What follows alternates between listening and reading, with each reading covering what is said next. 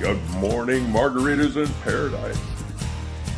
Anyway, I decided to do a video today about what my life is like on a daily basis.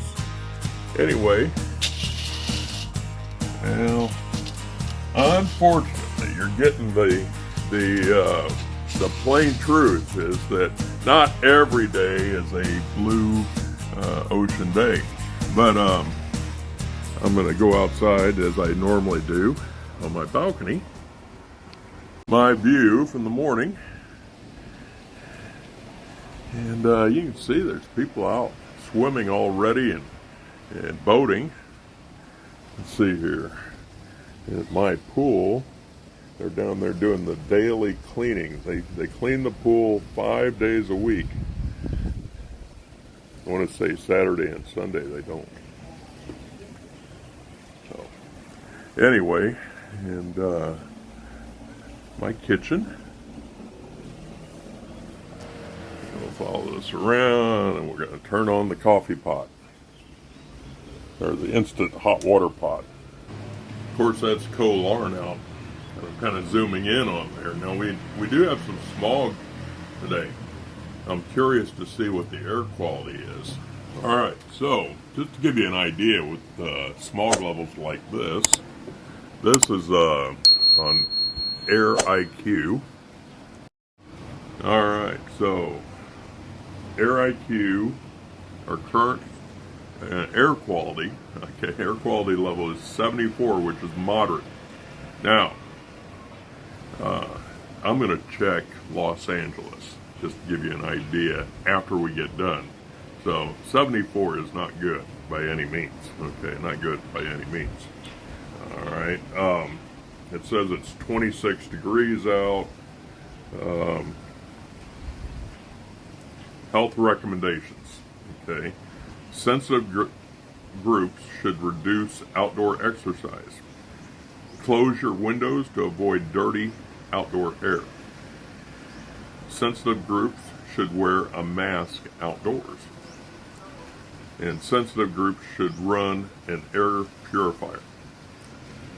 So those are the health recommendations for this area right now. Now, not every day is like this, okay? But we do have a certain amount of days, especially getting into January and February of the year, when they're burning the rice fields and the fruit fields and that up in the Chiang Rai area, the northern Thailand. And what ends up happening is all the smoke, and then that gets combined with pollution from China and other countries, and it all gets kind of blown down here into the Gulf of Thailand and just kind of sits here until we get a good rain or a lot of wind or something that blows it on out. So it's something to kind of keep in mind. I mean, when you're thinking about coming to Thailand, that's one of the things that we do have here, but it's not here every day, okay, by any means, but we do have it.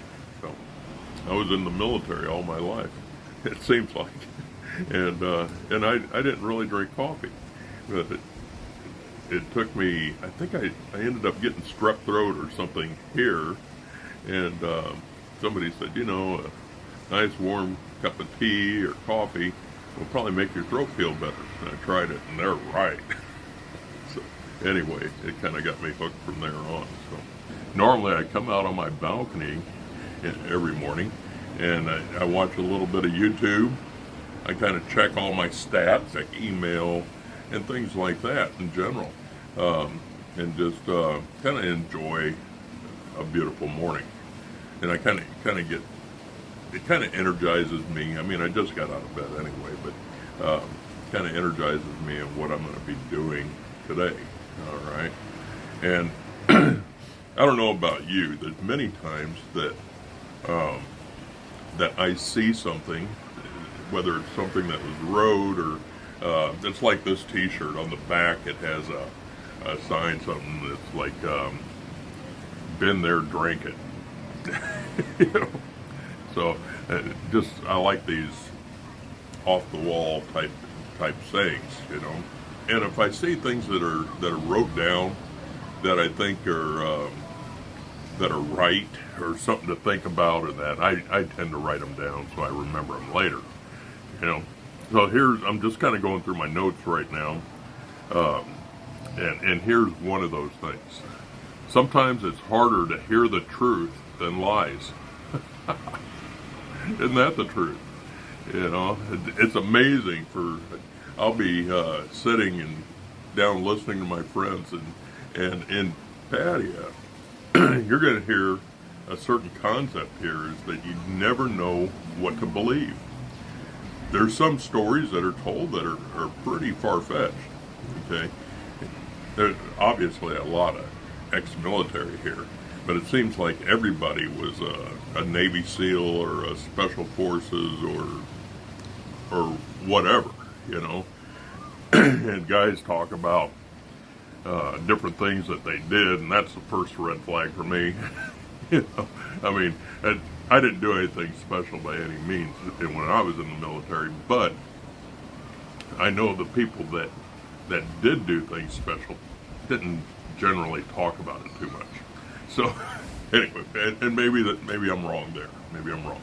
Thing to see.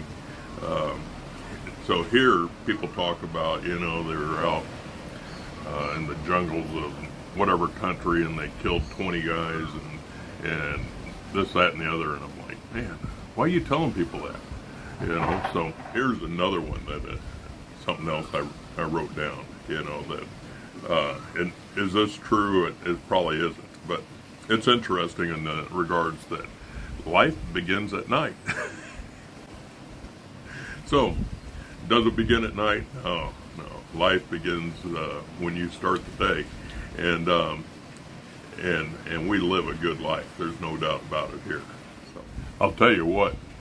I'm kind of going through questions right now from my YouTube channel, and things people ask about, and one of the things that I think is confusing, the description box. People don't understand where the description is located at on the YouTube channel. If you go down to the title of the video, okay, and at the very end of the title, there's going to be the word more, M-O-R-E, and ... And you click on that more, and that will bring up the description box. When I say, hey, check the description below for a link to the location of a certain spot or something like that, that's what we're talking about. It's pretty much true for all YouTube channels, all right? You have your description there, and that's just where we keep kind of the catch-all of everything, gives you links and that we find useful, okay? Now, one thing that I'm trying to do is I'm trying to change my description box a little bit to make it easier for you to, there's lots of links out there, affiliate links and that, where if you click on that link, there's a possibility maybe I'll make a few cents or something like that every time you click on it. And I appreciate that, don't get me wrong. I do, you know, for some of my links, there are things like that. And I don't really pay attention to that too much. In all honesty, it's I don't think it's that much money, number one. But you know, if you're generous enough to click on it, I want it to be for something that I actually use, okay, and something that I believe in, okay. So things like, let's say the Wise app, you know, I use that on a regular basis. You know, I transfer money from the U.S. to Thailand, and I use the Wise app, and it's convenient. It normally is done within seconds. You know, if you're on a big holiday weekend or something like that, then yeah, it may take 72 hours. And I'll tell you, the times it takes 72 hours is at the worst possible time. It's when I need the money right now.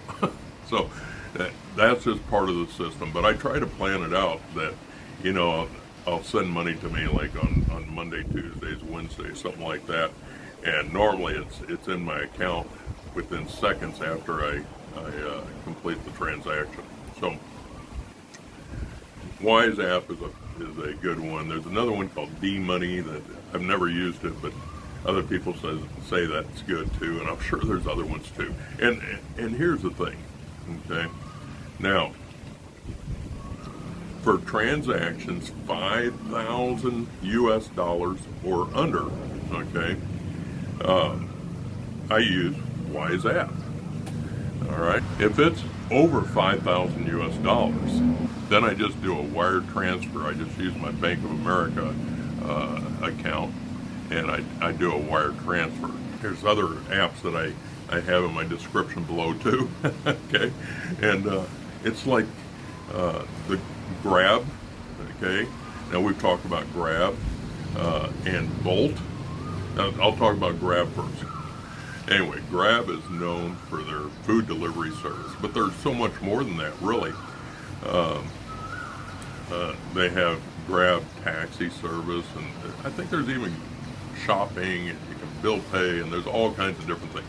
But you definitely want to download the Grab app, okay? Because if you're coming to Thailand for the first time and it's available in your home country, the app, download it ahead of time. If not, make a mental note or write a note on a piece of paper or something, for one of the first things that you do when you get here is download this app. Because you're going to use it all the time. I mean, it's handy. If you wake up at 2 o'clock in the morning, now I'm not telling you to go eat at 2 o'clock in the morning, but if you do and you're hungry and you want McDonald's, and I'm not telling you to eat McDonald's either, okay, but if you're hungry and you feel like something, Grab is the way to go. I mean, they'll deliver it right to your door, all right? So, yeah, it's fantastic. And then as far as the taxi service, you can get a Grab motorbike or a Grab car or whatever. Especially if you've been out drinking, don't chance it. You know, the police, they're not out here. They're not out to get you, okay? But they're doing just like any other country in the world, is they're setting up these checkpoints, and they're doing field sobriety tests randomly. Okay. So don't take a chance. You definitely want to use these taxis, and here Bolt app is the same idea. I think Grab anymore may be a little bit cheaper. There's another app out there called InDrive, which is gaining more popularity in Thailand. So there's lots of apps out there in these taxi services that are a good deal, and you should definitely use them. Take advantage of that. Question being about renting a motorbike in Thailand, and that's easy to do. There's no doubt about it. Depending on where you're at, the qualifications and restrictions are going to be tighter in some areas and really, really loose in other areas. Okay, if you get out on an island, there's probably very little qualifications that's going to be needed other than giving them a deposit, which is probably going to be your passport. Okay, and with that in mind, you should have a copy of your passport with you. Okay. Make color copies of your passport before you come to Thailand. I would bring 5 or 6 of them, you know, and put them somewhere in your carry-on. So if somebody needs a copy of your passport, you have it. That's the way I look at it. Simple things that you can do concerning motorbike, okay, rental, is prior to coming here, get your international driver's license. All right. Now, technically, your international driver's license is valid with your home country license. All right, but here in Thailand, when I only had an international driver's license and I would be pulled over, I'd pull out my international license, hand it to it. The guy would just kind of go like this. More than likely, he couldn't read English, and there wasn't a Thai version in there, and he would go through it and maybe check the date on the front, and that was about it. Hand it back to me and tell me to go. Okay. Now, if police have asked for your home country driver's license. I would like to hear your story. Put that in the comment below. I've never ran across that, but I know according to the international driver's license, your international driver's license is not valid without your home country license. Okay, so just kind of take that for what it's worth.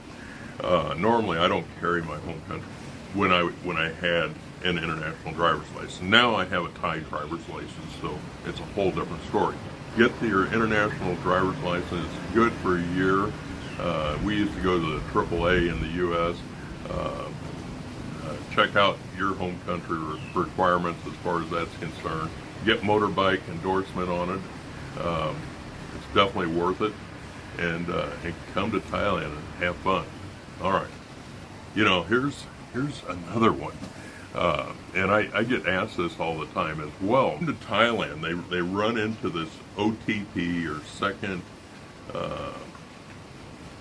phone verification or things like that. And what do you do? I mean, you have bank accounts and credit cards and things like that in your home country that are requiring these second verification methods, making sure that you're who you say you are, okay? Especially if you're doing transactions in a foreign country. So, you know, the one thing that I'm really glad that I did, I maintained my U.S. phone number. Okay. Now, it's been expensive for me. I could have done it a different way, but I haven't taken advantage of that yet. Okay. But I have an AT&T phone number, and I pay a ridiculous amount of money every month for it. It costs me over $1,000 a year to keep this phone number. And then when I log into a bank or whatever, that type of stuff, and they want to do they want to send me a 6-digit code or something like that, then I have to turn on my U.S. phone number, and right away AT&T charges me like $10 for the day to use that. It's been a good thing for me to keep that AT&T phone number. All right, so other guys have suggested switching that phone number to Google Voice. Now, as it turns out, I did check into this, and as it turns out, you can only change your number to Google Voice in the U.S. So here's the big tip there. Change your U.S. phone number to Google Voice while you're in the U.S. All right? You're going to save a lot of money. Now, there's other apps out there. Somebody else was talking about Tello.com, and that's a possibility. I've never checked them out or anything, but that's another possibility as well. Keeping your U.S. phone number is definitely, I would say it's almost critical, okay, because when you come over here, you need to have access to your money wherever it's at in the world. All right, you don't want to come over here broke, that's for sure. All right, don't come here broke. Make sure you can afford to be here, okay, and make sure your money's not going to run out while you're here.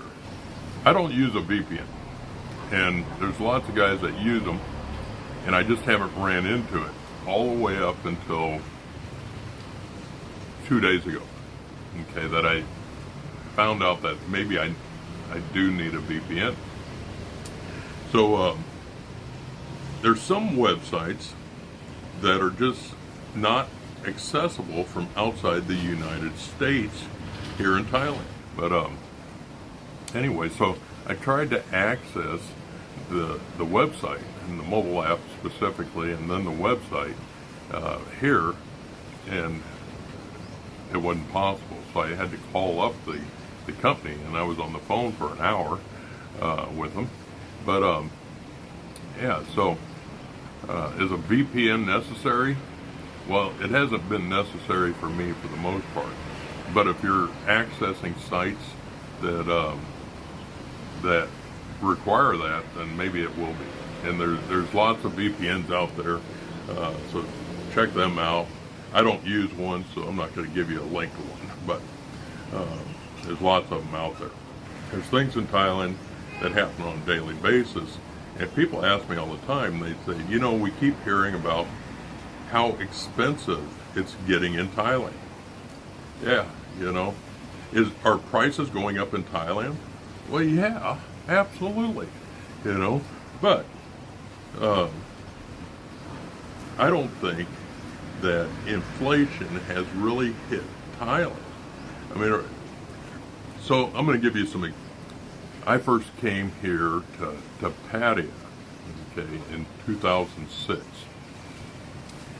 So that was 17 years ago, almost 18 years ago.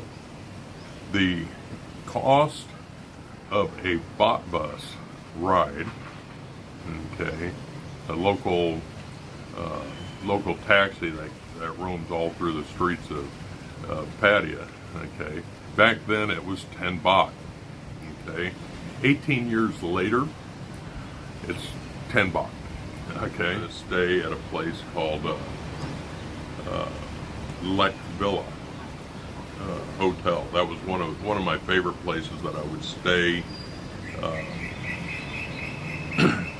right here in this area, or not this area, but Nakla. It would have been very close to the Dolphin Circle area. Terminal 21 and all that wasn't there back then, but to me it was centrally located enough, and it was a very nice property. Okay, so anyway, I could get a really nice room that overlooked the pool, included breakfast. It was everything I really needed as far as the room was concerned, and it cost me 1,000 baht.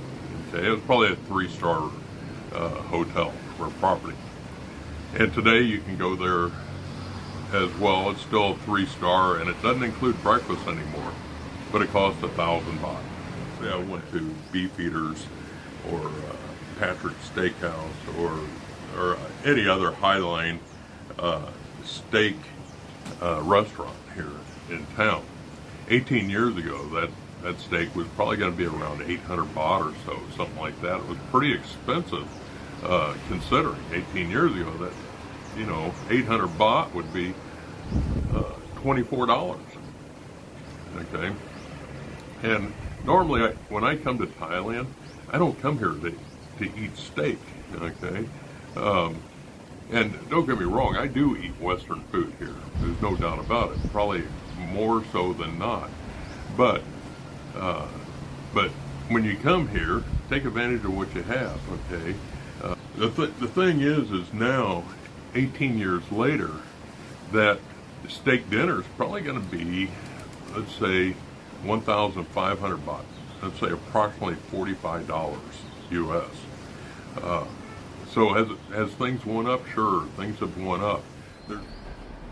Well, the sky cleared up a little bit, and we definitely have a blue ocean right now. The winds have picked up a little bit out there. I'm going to do some work on the computer. All right, let's see here. We're going to go get a massage, I think.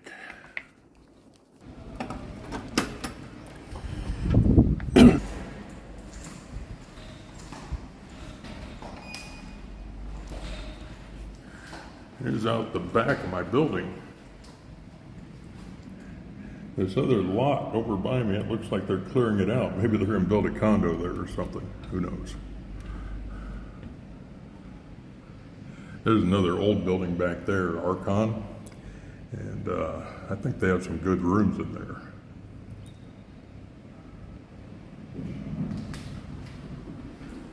Let's see here.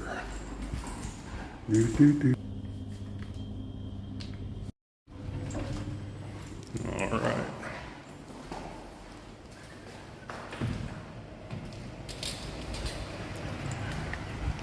Howdy, cop.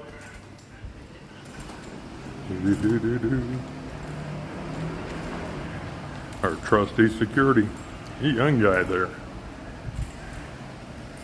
It's a company, and so they bring in different guards, which I think is a good thing. I kind of like the idea randomizing security. I mean, you get to know guards after a while, and as they become more personalized, and you know, New Year's coming up and everything, that sort of deal there, I tend to tip the guards, and the ones I know anyway. So now this is never a good thing. Try to get this thing centered again. Yeah. So anyway. All right, so I am on my motorbike, and driving one-handed is probably not the best scenario, but I'm going to go slow.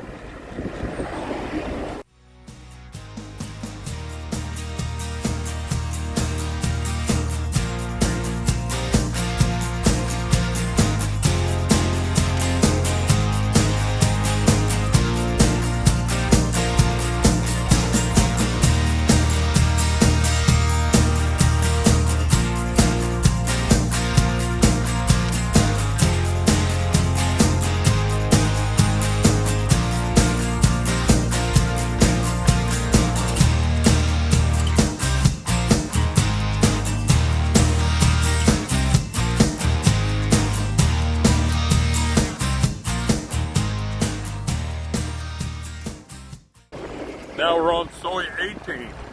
Soy 18. And we have Pattaya Thailand Pizzeria on the right.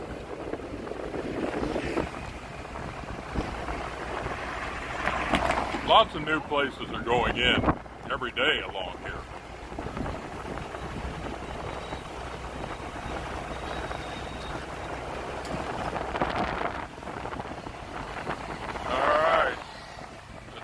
Ying's home. Do, do, do, do, do, do, do. It's Ying. Ying's in there. Do you have time for a foot massage? All right. Finished my massage, and I came up here, Soy 27, Nakula. Okay, and I've stopped at my friend Salvatore's pizzeria, Ristorante Italia, and here's the front of it. Anyway, he's got a fantastic deal here. This is today's menu. Now, you get one item from number one, which I went with the lasagna bolognese. Okay, and then you get one item from number two. And I went with the scallopina with mushroom and cream sauce and chips. And then you also get a mixed salad, you get bread, a bottle of water, and a dessert, all for 350 baht. What a deal, huh? What a deal. So, yeah. Hello. Good evening. I'm Salvatore. Come to my restaurant. Good eat. All right. Sounds good.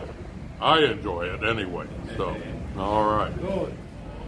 All right, so this is what comes with my special that I ordered, the bolognese lasagna and the scallopina pork cutlet with the mushroom and onions and a nice light sauce. Comes with of course, a bottle of water and a nice dinner salad.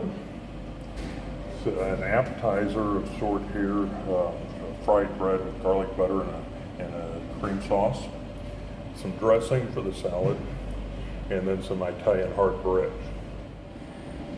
The lasagna bolognese just arrived. It's about a half portion compared to your normal size. So, all right. So this is the scallopina with the mushroom sauce, a little bit of salad. Now I didn't want the chips, but normally it would come with French fries, but I didn't really care for those. All right. So Salvatore brought me out his version of Christmas cake. and I'm going to give that a try. I wanted to let you know that I came here earlier this week and had dinner, and for whatever reason I didn't take pictures, so I came back to the just repeated my meal, and I just wanted to be fair because the dessert was different from last time. Last time we had a lime sorbet, and so he always changes things around. It's a fun experience. It's definitely a place to come and check out. Come here and check this out. This is probably the best Italian deal in Pattaya, and unfortunately he sits kind of off of